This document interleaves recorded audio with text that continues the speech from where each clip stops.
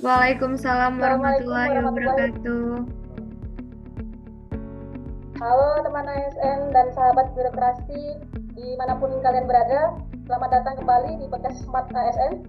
Wadah asik buat ngobrolin seputar dunia kerja, pengembangan diri, dan bagaimana kita sebagai pelayan publik bertransformasi di era digital ini. Podcast kali ini bareng kakak-kakak CPNS dari Kabupaten Lebong dan dari Kabupaten Musi Banyuasin. Jadi kita namai podcast ini podcast lembu ya, bukan lembu yang muah-muah itu bukan, tapi lebong mumpung nomor satu. Ya. Sebelumnya perkenalkan terlebih dahulu, nama saya Uci Purwati, CPNS Dinas Pertanian dan Perikanan Kabupaten Lebong. Di podcast kali ini saya yang menjadi host yang memandu acara sampai selesai. Sebelum dimulai boleh dong ya berpatut dulu nih, nanti tolong dijawab cakep gitu ya. Burung camar terbang tinggi, Cakep, Cakep, hinggap sebentar di pohon kelapa. cakep. cakep. Dengan networking dan teknologi, ASN bekerja, masyarakat sejahtera. Oke, nggak seru dong ya. Kalau saya ngobrolnya ini sendirian, hari ini saya ditemani oleh rekan-rekan CPNS yang luar biasa di instansi kita. Silakan dong perkenalan, abangnya, kakaknya. Silakan bang. Baiklah, terima kasih kepada Mbak Uji. Halo semuanya, saya Putra Asoki dari Unit Kerja Satpol PP Kabupaten Musi Banyuasin. Terima kasih diizinkan bergabung pada podcast hari ini. Salam kenal. Hai. Oke, kakak yang cantik jelita imut-imut ini siapa namanya kak? Halo rekan-rekan, saya Namira Piswolitia. Nah, kali ini saya siap buat sharing dan seru-seruan bareng hari ini. Halo semuanya. Halo. Oke, jadi hari ini kita bakal ngebedah dua karakteristik penting yang wajib dimiliki oleh seorang smart ASN. Yang pertama adalah networking atau jejaring kerja, dan yang kedua adalah penguasaan IT dan bahasa asing.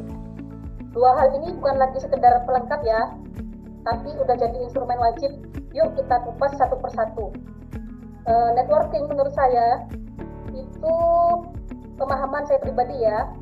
Networking dan ASN itu bukan cuma sekedar punya kontak WA yang banyak gitu ya, atau kenalan orang dinas lain, tapi lebih ke bagaimana kita bisa membangun hubungan kolaboratif dan strategis lintas sektor, bahkan lintas instansi, supaya birokrasi kita nggak kaku dan nggak jalan sendiri-sendiri gitu.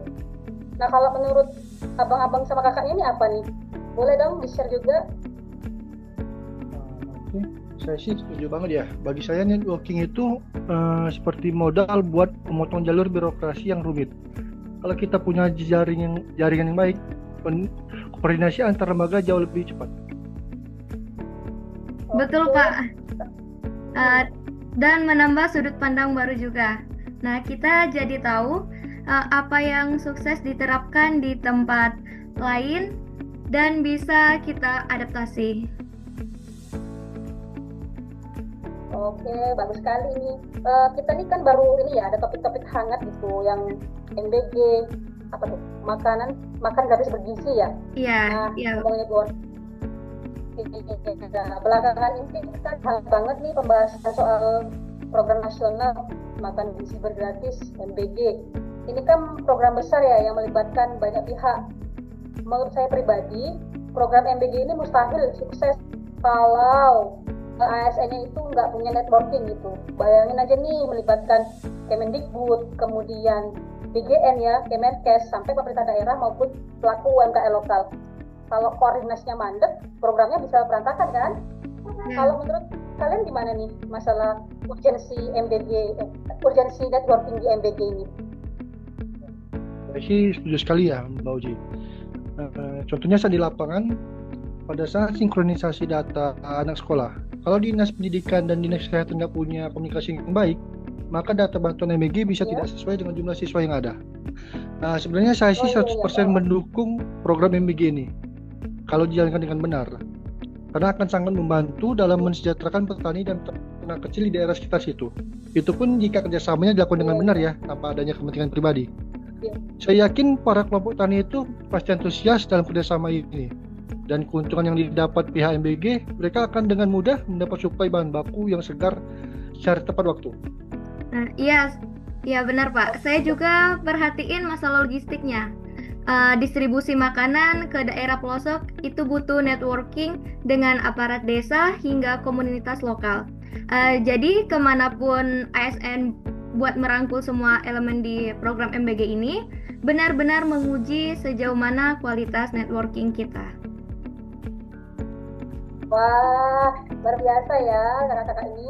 Jadi kelihatan ya, networking ini bukan cuma teori di latar kita ya, tapi penentu suksesnya program strategis seperti makan gizi gratis. Oke, kita simpan dulu soal MBG. Sekarang kita geser ke karakteristik smart ASN berikutnya, yaitu kalau nggak salah IT dan bahasa asing ya. Iya, Bahasa asing itu bukan cuma bahasa Inggris ya, Kak? Apa? Gimana bahasa asing itu, Kak? Kalau menurut kakak-kakak ini bahasa asing apa cuma sekedar bahasa Inggris atau bahasa yang lain gitu kan misalnya? Saya sih penting banget ya. Mengerti IT itu seperti sekarang tuh seperti keharusan nggak sih?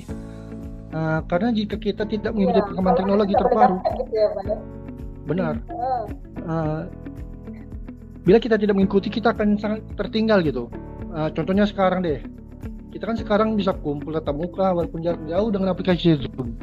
Coba kalau kita nggak tahu aplikasi ini, pasti kita bikin jadwal dulu, terus butuh biaya transport. Dengan ada Zoom ini, saya merasa sih sangat membantu ya. Apalagi dalam dunia ASN yang sering ada sosialisasi terbaru gitu, yang sekarang dengan penerapan efisiensi, koordinasi lewat Zoom ini sangat membantu sekali. Sedangkan kalau bahasa Inggris kayaknya sekarang sudah wajib ya. Ya minimal sedikit paham lah kan kosakatanya. Karena di mana-mana sekarang sudah menggunakan bahasa Inggris semua. HP pakai bahasa Inggris, aplikasi Zoom ini juga sudah pakai bahasa Inggris. Bisa bahasa Inggris walaupun sedikit bikin kita percaya diri menurut saya. Setuju seperti kata Pak Putra tadi, sekarang sistem pemerintahan kita juga kan basisnya itu elektronik ya. Nah, jadi kalau ASN nggak mau belajar IT, pasti bakal ketinggalan kereta. Masalah IT dan bahasa Inggris ini sangat penting ya bagi ASN. Contohnya tuh kayak acara apa tuh KTT ya, KTT Ya, konferensi tingkat tinggi.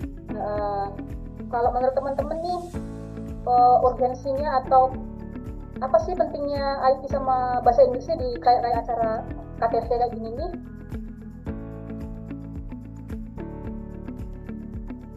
Wah pas banget ya. Kemarin saya sempat baca berita suksesnya acara itu ternyata karena di balik layar ASN kita gesit banget pakai aplikasi manajemen real time untuk mengatur jadwal delegasi dari berbagai negara. Ditambah lagi koordinasi dengan tamu asing menuntut kemampuan bahasa Inggris yang lancar agar tidak miskomunikasi. Sama, saya juga kagum waktu melihat sistem pengamanan cyber dan pusat data selama KTT. Nah, itu kan dikelola oleh kolaborasi ASN kita yang ahli IT. Nah, mereka harus berinteraksi dengan tim ahli dari negara lain menggunakan bahasa internasional. Jadi, KTT itu adalah pembuktian nyata kalau ASN kita itu berkelas dunia. Oke. Jadi kita jadi ASN itu nggak malu-maluin gitu istilahnya ya. Bisa nggak gaptek dan kita juga bisa go internasional lah. Wah, nggak terasa ya, kita udah di penghujung obrolan nih. Seru banget. Jadi kesimpulan dari obrolan kita hari ini adalah menjadi seorang smart ASN itu paket lengkap melalui tentang program MBG. Kita belajar bahwa networking adalah kunci kolaborasi. Dan melalui momentum KTT, kita disadarkan bahwa IT dan bahasa Inggris adalah senjata kita untuk bersaing di level internasional. Keduanya harus berjalan seiringan demi birokrasi yang berdampak. Terima kasih banyak untuk Kak Putra. Sehat selalu, Kak. Sama-sama. Dan Kak Namira, sehat selalu atas insight-insight yang luar biasa hari ini. Dan terima kasih juga untuk teman-teman ASN yang sudah mendengarkan. Semoga bermanfaat, tetap semangat mengabdi, dan sampai jumpa di episode podcast Smart ASN berikutnya. Bye-bye. Bye.